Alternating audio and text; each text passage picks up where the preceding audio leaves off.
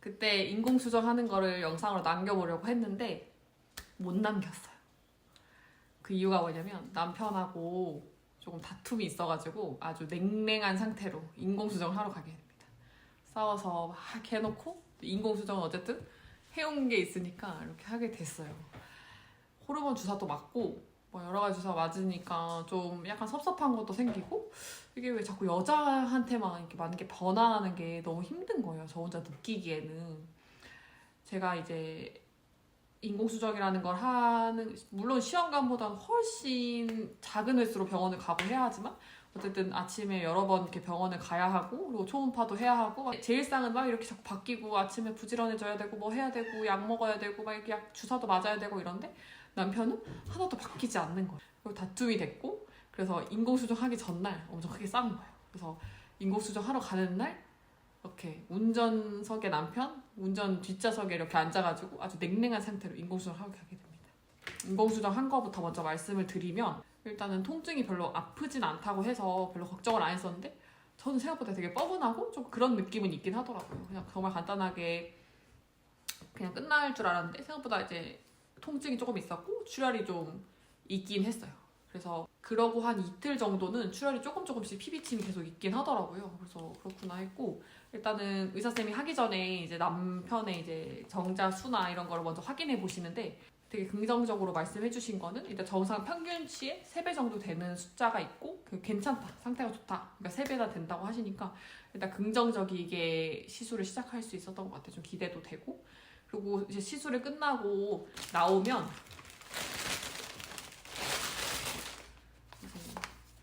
그 시술한 거는 정부 지원금으로 지원을 받아서 하게 되고 그때 이제 병원비로 나왔던 거는 이제 남편이 어쨌든 정자 이제 검사를 해야 되기 때문에 그거에 대한 비용은 3,760원이 나왔고요. 저는 이제 인공수정까지 그날 했으니까 하고 나온 거는 8,290원 정도 되게 아주 저렴하게 금액이 나왔어요. 근데 이거는 저렴한데 비싼 게 따로 있습니다. 예상치 못하게 약국에서 비용이 항상 많이 발생하는 것 같아요. 전부 다 대부분의 약이 막 비급여고 이렇게 해서 지원받지 못한 금액들이 많아서 비쌌고 이번에 처방받아온 거는 질정제예요. 프로게스테론이라는 거고 여자의 자궁 내막을 이렇게 형성해서 이제 잘 착상을 할 수 있게 해주는 거예요. 그래서 12시간마다 꼭 넣어야 되고 이렇게 처방을 받아옵니다. 총알 모양처럼 생겼고 이 약값이 10만 8천 원이 나왔어요.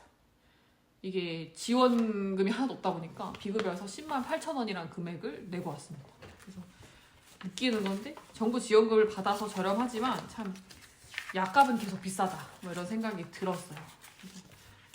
일단은 지금은 어쨌든 질정제를 넣으면서 경과관찰을 하고 있는 중이고 이게 참 12시간마다 넣어야 되기 때문에 자꾸 밖에 있어도 그 일정을 지켜야 되고 이런 게 참 잘 안 되더라고요. 시간이 완벽하게 지켜지진 않는데 최대한 맞춰서 좀 하려고 하고 있습니다. 그래서 지금은 컨디션이 나쁘지 않은 것 같아요. 그냥 계속 일 때문에 그런지 피곤한 상태고 내일 이제 피 검사를 하러 가는 날이에요. 그래서 피 검사를 해서 임신 반응 검사를 확인하려고 합니다. 그 전에 임신 테스트기를 해봤는데 조금 긍정적인 소식이 있을 것 같은 생각이 들어요. 일단은 제가 자연 임신을 3년 정도 준비했는데 한 번도 2줄이 보이지 않았는데 이번엔 2줄이 좀 보이기도 했고 근데 이제 어쨌든 안정기까지는 아직 한참 멀었기 때문에 조금 더 기다려 보려고 합니다.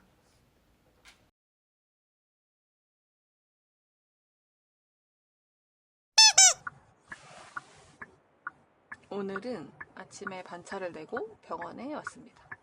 병원에 왜 왔냐면 제가 원래 난임센터에서 인공수정을 하고 이제 난임 치료를 계속 받고 있었는데 저번 주에 난임센터를 졸업하고 이제는 상과로 넘어가자고 하셔가지고 첫 진료 산부인과를 왔습니다. 그 중간에는 임신 초기 증상이 너무 심해가지고 뭐 입덧이나 이런 건 없는데 너무 피곤하고 이래서 영상을 제대로 찍지 못했어요. 그래서 그래도 이제 상과에 왔으니 영상을 좀 찍어보려고 합니다. 제가 산부인과를 선택한 기준은 조금 혹시 모르는 상황을 대비해서 그냥 큰 병원으로 선택을 했고 저는 일산 지역이어서 일산 주변에 좀 괜찮다고 유명한 병원을 선택해서 첫 진료를 왔습니다. 병원에 도착을 했습니다. 여기는 엘리베이터 교통체증이 심해서 기다리고 있습니다. 찾아서 여기 아래쪽에 지금 이렇게 길쭉한 콩 모양으로 보이는 게 애기라고 생각하시면 되세요. 한 8주는 돼야지 이제 머리 몸통 나눠서 보일 거고, 나낭 밑으로 이렇게 길쭉하게 있고 가운데 지금 깜빡깜빡 신장